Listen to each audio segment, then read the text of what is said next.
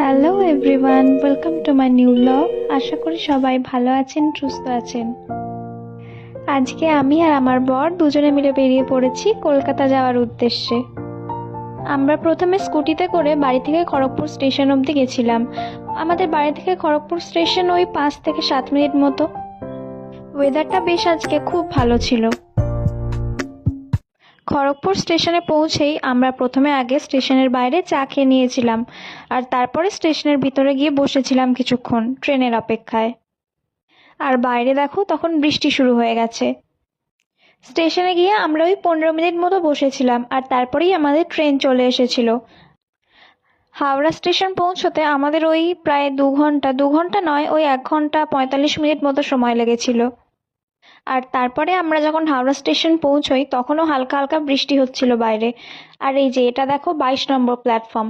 প্ল্যাটফর্মটা কিন্তু খুব সুন্দর করে সাজিয়েছে, গাছপালাগুলোও খুব সুন্দর লাগছিল। ওখানে দাঁড়িয়ে দাঁড়িয়ে আমরা বেশ কটা ছবিও তুলে নিয়েছিলাম। আর তারপরেই আমরা মেট্রো ধরবো বলে এদিকে চলে এসেছিলাম। দেখো কত বৃষ্টি না হচ্ছে। তারপরে আমরা যখন ভিতরে এলাম টিকিট কাটবো বলে দেখি সেখানে প্রচণ্ড লাইন পড়েছে। আমি তো প্রায় 5 মিনিট বোধহয় ওখানে লাইন দিয়ে দাঁড়িয়েছিলাম টিকিট কাটবো বলে। ফাইনালি তারপর টিকিটটা কাটা হয়েছিল, আর তারপরেই আমরা যাচ্ছিলাম ওদিকে মেট্রো ধরবো বলে। প্ল্যাটফর্মটা বেশ খুব সুন্দর করে সাজিয়েছে, আর চারিদিকে বেশ ড্রয়িংগুলোও খুব সুন্দর সুন্দর। আর তারপরেই আমরা এখানে চলে এসেছিলাম যেখানে মেট্রো এসে দাঁড়ায়। আমরা এসে প্রায় ওই 5 মিনিট মতো দাঁড়িয়েছিলাম, আর তারপরেই চলে এসেছিল মেট্রো। আমরা যাব হাওড়া থেকে এসপ্ল্যানেড অবধি। মেট্রোতে বেশ অনেকটা ভিড়ও ছিল, কারণ তখন ছিল অফিস টাইম। আর তারপরেই আমরা এসপ্ল্যানেড থেকে কিছুটা হেঁটে হেঁটে চলে এসেছিলাম ডেকার্স লেনে। সেখানে এসে আমরা প্রথমেই এসে দাঁড়িয়েছিলাম চিত্তবাবুর দোকানে। আর সেখানে আমরা প্রথমেই নিয়ে নিয়েছিলাম চিকেন স্টু আর ব্রেড। চিকেন স্টিউটা বেশ দারুণ টেস্টি ছিল।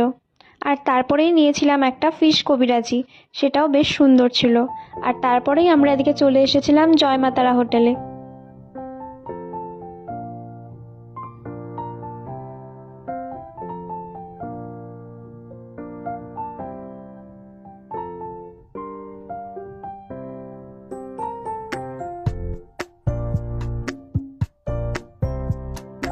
আর তারপরেই আমরা মেট্রো ধরে সেখান থেকে চলে এসেছিলাম দমদম। দমদমে আমার মেজো ভাসুরের বাড়ি, আমরা সেখানেই স্টে করেছিলাম সেদিনটা। আজকে আমাদের দমদম থেকে ফেরার পালা। দমদম থেকে আমরা প্রথমে নোনা পুকুরে গেছিলাম, সেখানে আমাদের একটু কাজ ছিল। আর ওখানে কাজ ছেড়ে নেওয়ার পর আমরা তারপর বেরিয়ে কিছু সকালে টিফিন করে নিচ্ছিলাম। সামনেই একটা দোকান বসেছিল যেখানে ওরা বানাচ্ছিল লিট্টি চোখা।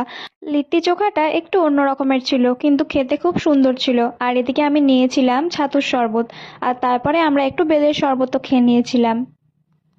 টিফিন করে নেওয়ার পর আমরা তারপর কিছু দূর হেঁটে হেঁটে এসেছিলাম, আর কিছু দূর হেঁটে আসার পর তারপরে আমরা বাস ধরেছিলাম। বাসে করে আমরা সেখান থেকে গেছিলাম বাবুঘাট। বাবুঘাট পৌঁছতে আমাদের সময় লেগেছিল ওই 10 মিনিট মতো। ওখানে গিয়ে দেখি বেশ সুন্দর একটা মন্দিরও ছিল, শিব ঠাকুরের মন্দির। বেশ সুন্দর জায়গাটা।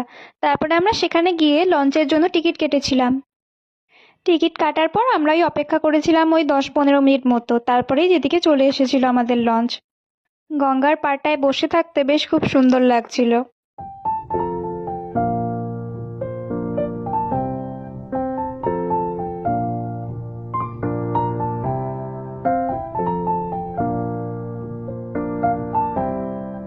আর তারপরেই আমরা হাওড়া স্টেশনে ট্রেনের জন্য অপেক্ষা করছিলাম, আর সেখানে অল্প কিছু টিফিনও করে নিয়েছিলাম। আর কিছুক্ষণ পরেই আমাদের ট্রেন চলে এসেছিল। চলো আজকের মতো টাটা সবাইকে, সবাই ভালো থাকবেন, সুস্থ থাকবেন।